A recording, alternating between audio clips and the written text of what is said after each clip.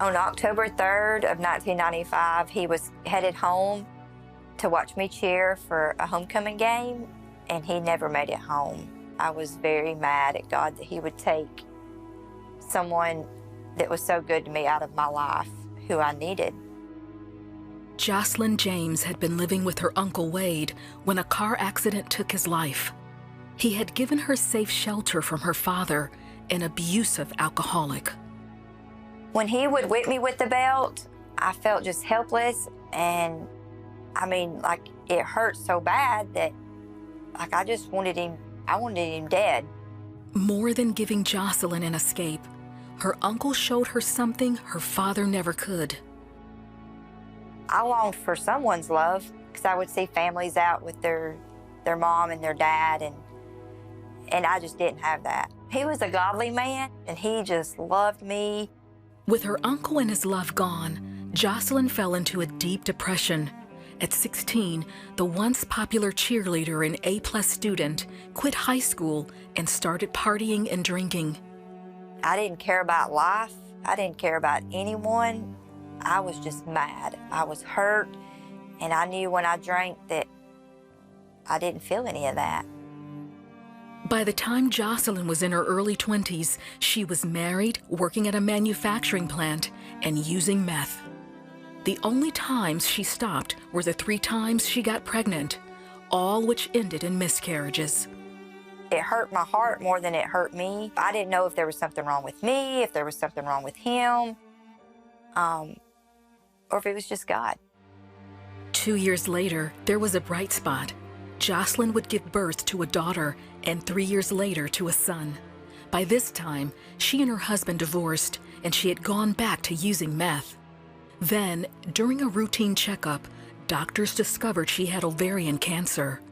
While it took 6 surgeries to remove the cancer, it also put her back on the path to addiction, this time to prescription painkillers.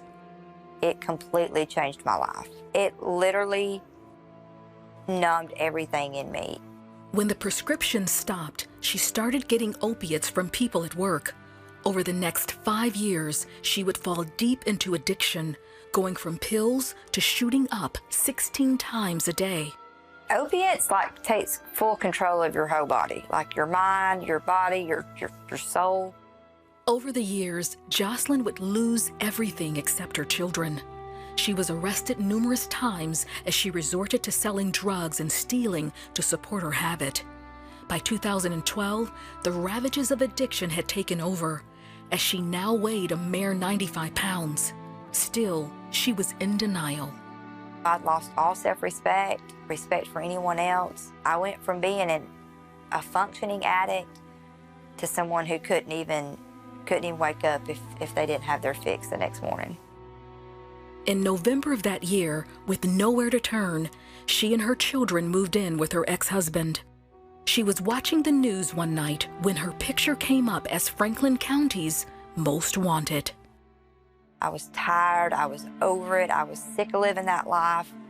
The next day, she turned herself in and was eventually found guilty of a number of crimes, including forgery and drug dealing. She would serve 6 months of a possible 10-year sentence, and the only way to stay out of prison was if she completed a long-term rehab plan at Lovelady Center. After 1 month there, her caseworker asked her what she could do there that would please God. And that was the moment.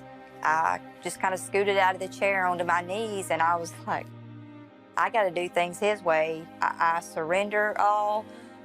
I don't want to live this life anymore. I don't want this heart. I don't want these eyes. I want to be transformed.